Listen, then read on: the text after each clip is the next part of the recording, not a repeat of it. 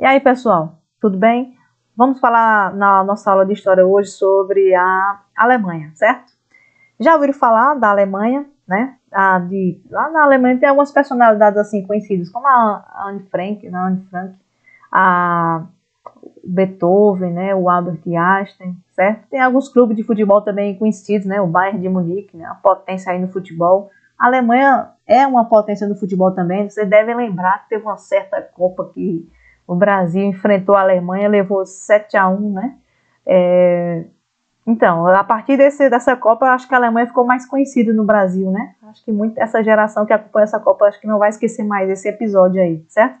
Olha, a Alemanha, essa grande potência que nós estamos vendo hoje aí no cenário mundial, ela não era um país ainda no século XIX. Ela vai se tornar país na segunda metade do século XIX, né? Ela era um grupo de reinos pequenos ali, sem muita força, e ela vai mudar essa situação, certo? Pelo processo chamado unificação. O que é a unificação? Você já sabe, né? Vou relembrar aqui, porque eu já falei disso na outra aula, a própria palavra também já diz o que é, né? A unificação é o processo que deu origem ao país que hoje conhecemos por Alemanha, né? Bom, e como era antes, como eu já disse também, a Alemanha, antes de ser um país, era na verdade vários reinos pequenos, e eles integravam a chamada Confederação Germânica, né? E qual era o problema de ser um reino pequeno? O problema era justamente esse, ser um reino pequeno diante das grandes potências que estavam surgindo na Europa, como a França, a Inglaterra e outros, né? E aí o pessoal dizia, os reinos pequenos ficam mais fracos, era bom a gente se unir aqui, né, e formar um reino maior, formar um império, formar um país forte, certo? E aí isso era visto como uma possibilidade porque o pessoal que morava nesses reinos já tinha uma certa base cultural comum, uma língua, né? Já falavam uma língua ali comum, tudo mais. Então, era interessante esse processo para certos setores das sociedades. Havia ali reinos importantes, né? Como, por exemplo, o reino da Prússia, e havia reinos menores que eram muito influenciados pela Áustria-Hungria, que era uma potência naquela região ali, que influenciava outros. Então, antes da unificação, havia duas forças importantes, que era o reino da Áustria, que controlava e influenciava parte dos outros reinos, e a Prússia, que era a região mais desenvolvida e industrializada. E aí a unificação vai ser em torno do embate, né, do conflito entre esses dois países, esses dois reinos aí importantes, certo? Aí vocês estão vendo aí, né, o mapa, onde a gente pode ver esses vários reinos aqui, né? Nessa região aqui, ó, tem aqui o reino da Baviera, Munique, né, onde tem o Bayern de Munique, naquele clube que eu citei para vocês, o reino da Saxônia, né?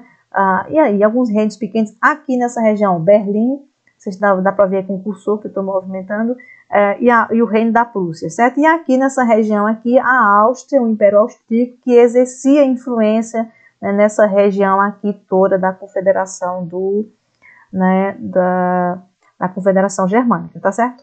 Bom, e como eu disse para vocês, né, eles eram vários reis, mas eles partilhavam de uma cultura comum, e já havia também desejo de unificação, né? Havia movimentos nacionalistas dentro daqueles reinos todos ali. Então havia grupos que buscavam já se fortalecer e buscavam se articular para que acontecesse essa unificação. Havia grupos contrários que não queriam nem saber de unificação, mas havia aqueles que lutavam pela unificação já, certo?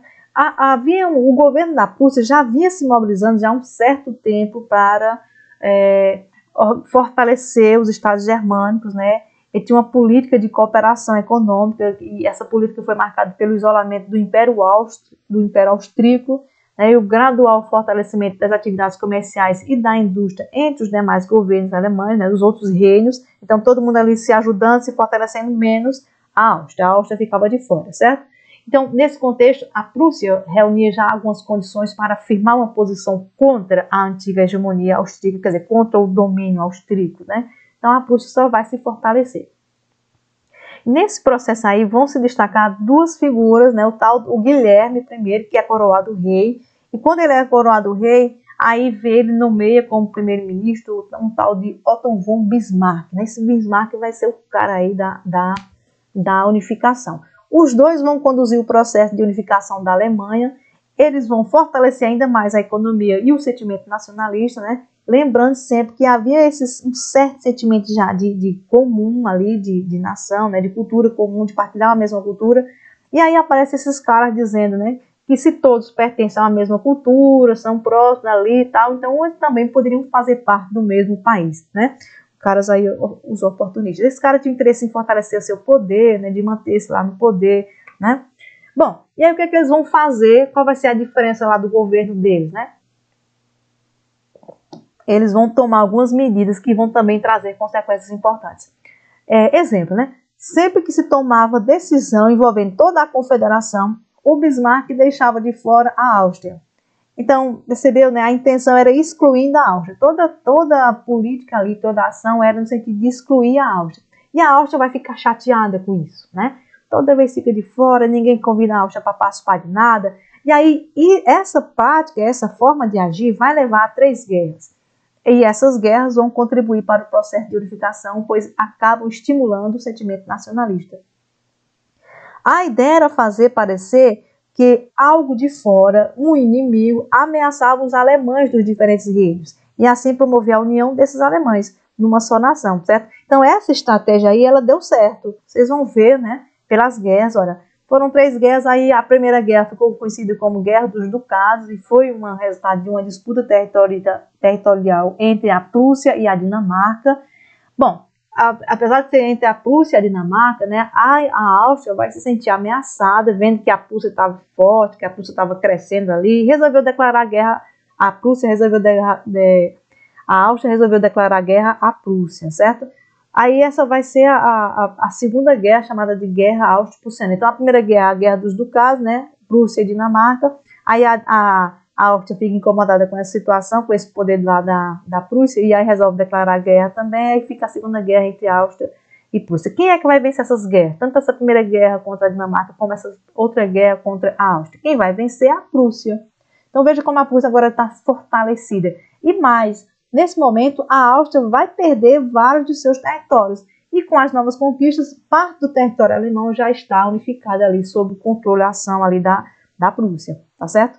Então, faltava ainda o quê? Os reinos do sul da Alemanha, que eram católicos e não gostavam muito dos prussianos, né? Não estavam ali por fora, não gostavam desse militarismo dos prussianos, sabe, viver em guerra e tal, então eles eram lá mais por fora. Mas aí o Bismarck vai dar um jeito nisso, vai arranjar uma terceira guerra, que é a chamada Guerra contra a França. Aí vocês podem perguntar, e para que serviria uma guerra contra a França? Né? Lembre que eu estou trazendo esse pensamento para vocês, para que o pessoal da região sul, dos reinos católicos, resolvesse se juntar ao pessoal do norte, aquela parte que já estava unificada. Quer dizer, se unisse porque teria um inimigo em comum, que é a França. Essa guerra ocorreu em 1870, 1871, certo? E aí ela ocorreu a partir de quê? Vamos dizer assim, uma besteira, né? Ou de algo importante para os europeus naquele momento, né? Um desentendimento entre a Prússia e a França sobre quem iria ser o rei da Espanha. Vocês vão tentar, eita, mas o que é que a Espanha tem a ver com isso, né? A gente está falando era de unificação da Alemanha, né?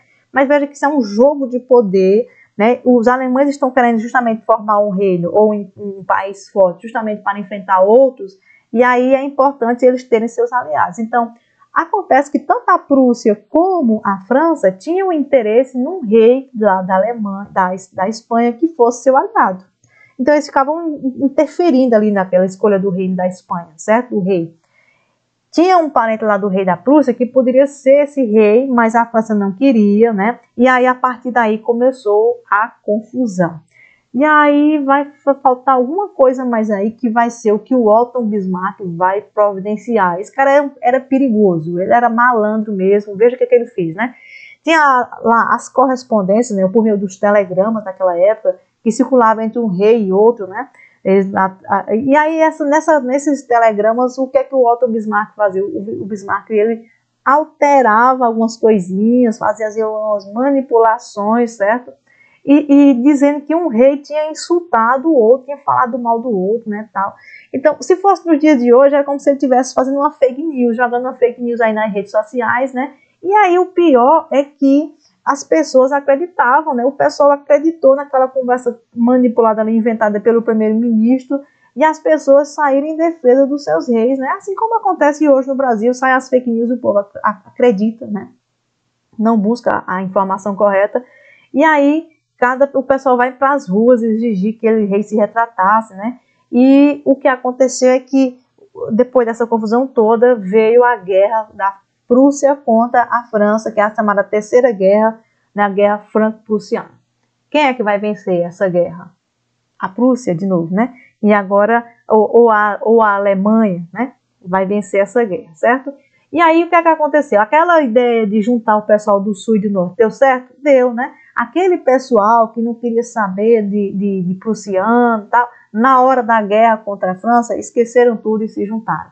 Então, a estratégia do Bismarck, né, deu certo. Finalmente, os alemães, sejam do sul ou do norte, católicos ou não, faziam parte de um poderoso império, chamado agora de Império Alemão.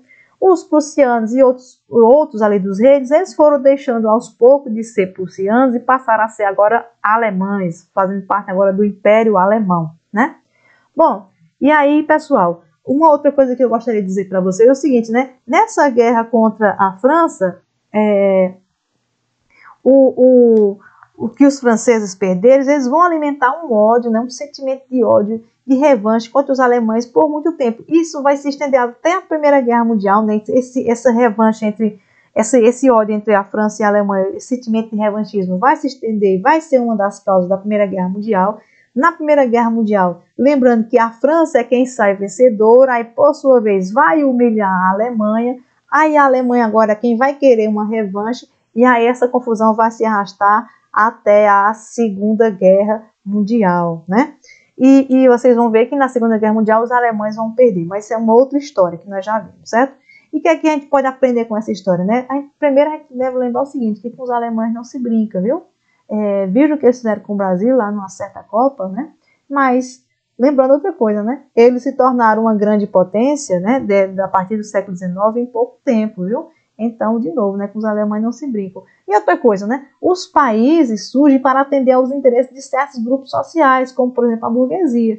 Então, o nacionalismo é muito mais para defender os interesses do nacionalismo, o interesse dos empresários, do que o interesse de uma pátria mesmo, propriamente, né? Vocês viram agora o presidente do Brasil pedindo para os comerciantes baixar o preço dos alimentos, dos mercados, tal, por amor à pátria, né? Mas, na verdade, historicamente, não existe isso, né? O nacionalismo é mais para defender o amor ao lucro do que o amor à pátria, né? O patriotismo do empresário é para defender, ele só é patriota quando é para defender os seus lucros, os seus interesses, certo? Então ninguém se engane com bandeirinha balançando para lá, com hino cantando para cá, que empresário não tem amor à pátria, né? Que esses poderosos, essa burguesia poderosa, ela tem amor ao lucro, ao interesse, ao dinheiro, ao poder. Então ninguém vai baixar o preço de nada porque tem amor à pátria, vai lucrar bastante, certo? Então, é isso que a história nos ensina sobre os movimentos que acontecem, né? Tanto no Brasil como fora do Brasil. Então, pessoal, olha,